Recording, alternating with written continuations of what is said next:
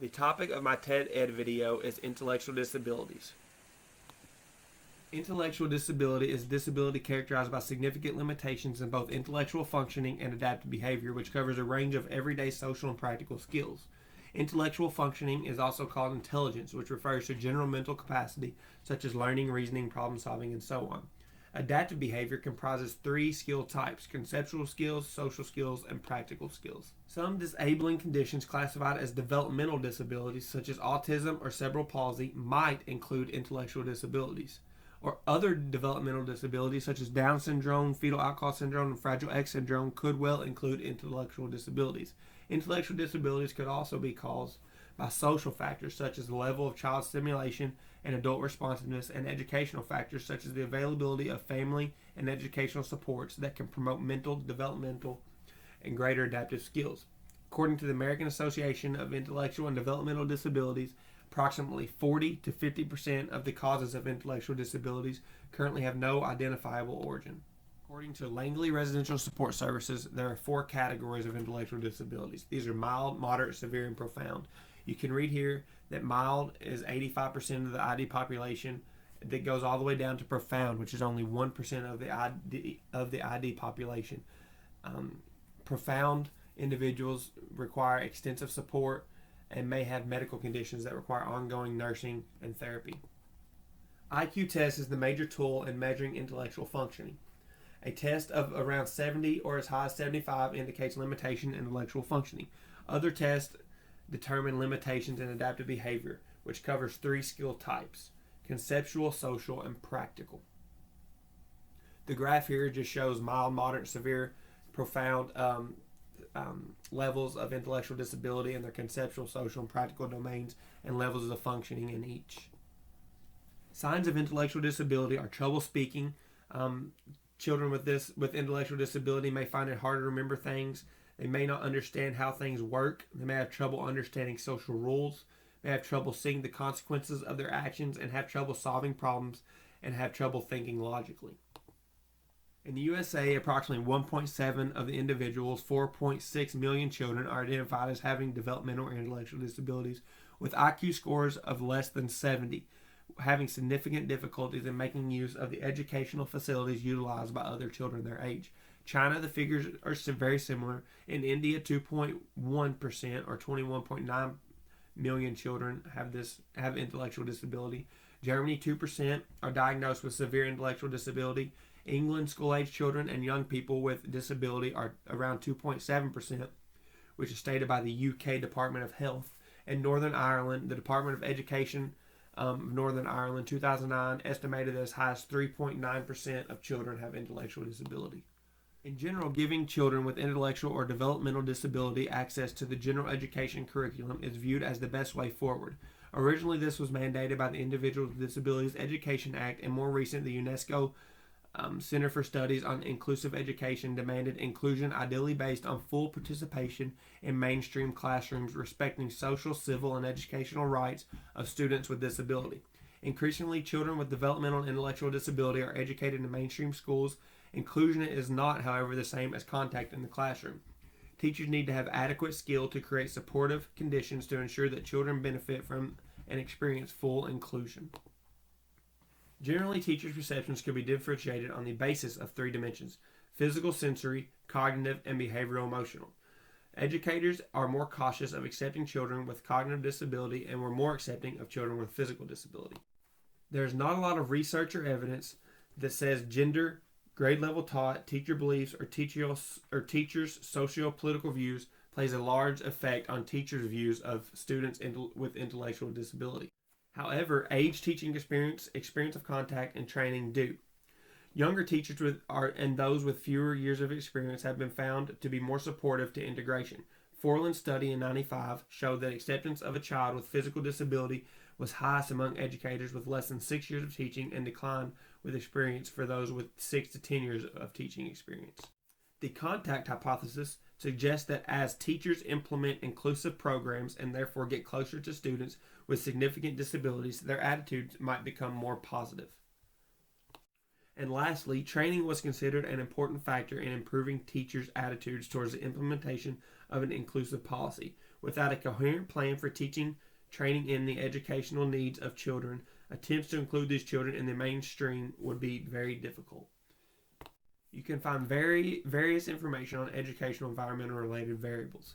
One factor that has consistently been found to be associated with more positive attitudes is the availability of support services in the classroom and school levels. Teachers hold differing attitudes about school placements based largely upon the nature of the students' disabilities. Teachers are more willing to include students with mild disabilities or physical/sensory impairments than students with more complex needs. Inclusion alone did not improve children's ability to make friends or become fully included in social life of the school. However, in 1998, Jacques and his colleagues found that the effects of a cooperative learning intervention on the social acceptance of children with mild intellectual disabilities produced a positive effect on the social acceptance of children with mild disabilities by their non-disabled peers. In the research done by Wendy Smith and her colleagues, classmates' views on students with disabilities were largely negative. Learning disability was seen as a character deficit. Learning disability was seen as either the student or parent's fault. Learning disability was seen as limited mental capacity and also as a personal characteristic. There are many learning challenges faced by children with intellectual disabilities. One of the challenges faced in teaching, such as teaching reading to science kids who are just beginning to read or who are non-readers, is creating access to grade level text. Even when text is read aloud with the assistance of technology or a reading partner, the text may be too complex for the student's level of receptive communication.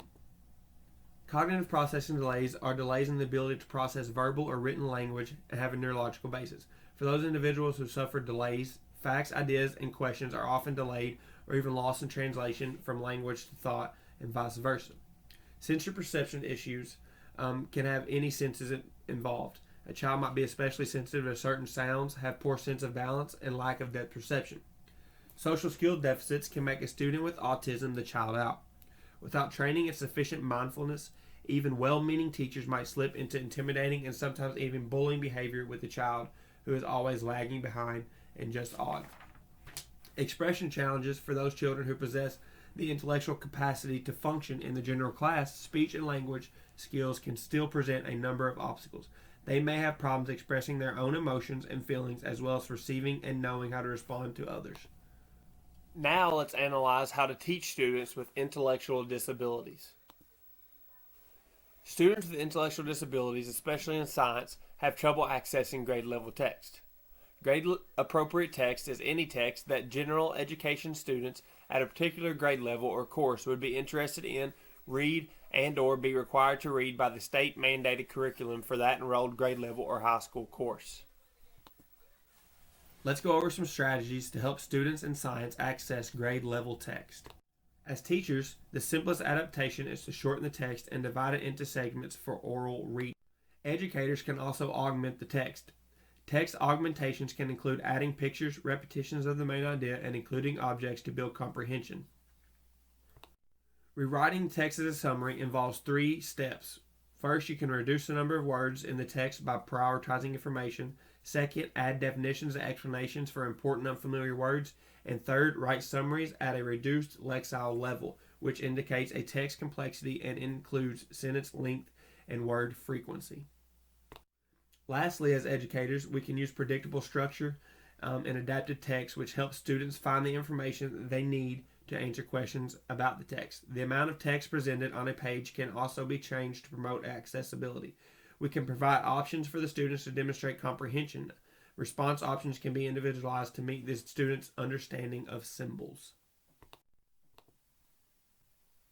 As teachers, especially in science, we can also use a prompt hierarchy to teach comprehension. System of least prompts is a hierarchy of prompts that differ in the amount of support or information provided to the learner and gives the interventionist the opportunity to use each prompt of the hierarchy during each instructional trial.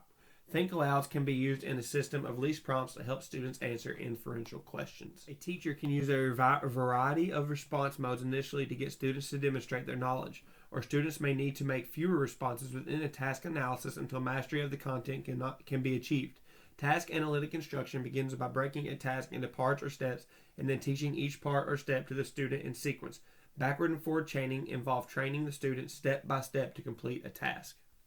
The amount of information presented to the student by us as educators can change in a way to increase or decrease complexity. For example, the length of a passage can be increased from words to sentences to paragraphs. Common aids for students with moderate to severe intellectual disabilities are to reduce the complexity of the content and manipulatives and models within the context of the content. The number of steps to solve a problem can easily be changed as well by us as educators. Students can move from needing a single step to find an answer to solving a multi-step problem, or vice versa. Backing down the number of steps if the task is difficult is very important. Students with significant cognitive disabilities may need several lessons to fully address a content standard. Although it may be necessary to start with a lesson that addresses only part of the content standard, implementing a series of lessons that collectively approach the full range of the content standard provides students with opportunities to learn new information. Another way to change instruction is the abstractness of the material presented to or used by the student. Pairing text with all symbols or materials presented is essential to allow students to develop and evolve in their symbol use.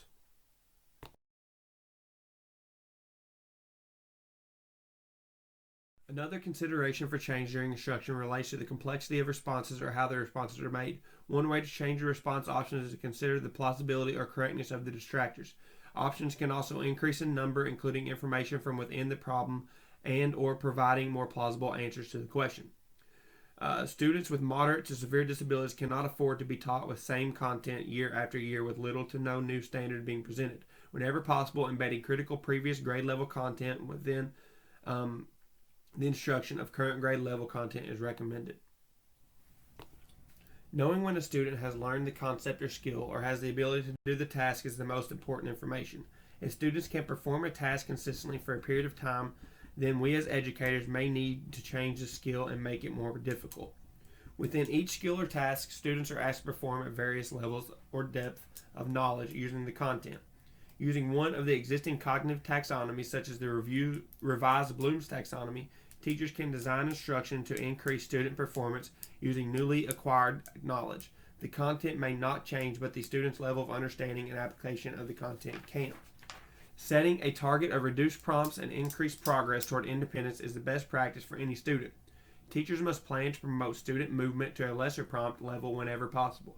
If a prompting system is already in place for the students, if there is a need to increase the prompting level, if the students are unable to accurately perform steps within a task independently, and then work toward independence as a students develop understanding. One of the most fundamental aspects of science is inquiry. The National Research Council asserts that inquiry is a set of interrelated processes by which scientists and students pose questions about the natural world and investigate phenomena. In doing so, students acquire knowledge and develop a rich understanding of concepts, principles, models, and theories. Within the National Science Education Standards, inquiry is described as a critical component of a science program. However, students with intellectual disabilities need something more than an inquiry-based instruction alone, such as reductions in vocabulary demands, the use of graphic organizers, use of multiple presentations, and task analysis. Task analysis is the process in which a task is broken down into its individual components. For a simple definition of this, you can see here it has a little boy brushing his teeth. Instead of just telling a student to brush his teeth, you would break it down into 6 steps. I wet the brush with water. Second, I put some toothpaste on the brush. Third, I brush my teeth well, up and down and also back and front. Fourth, I rinse my mouth with water. 5, I spit the water out into the sink. And 6, now my teeth are clean. Therefore, you're using a task analysis where the task is broken into individual components. I believe it is important for us as educators to realize that there are ways to include students with intellectual disabilities into our classrooms every day. I hope that you take this video into consideration in your everyday use and find it useful when including students with intellectual disabilities into your very own classroom.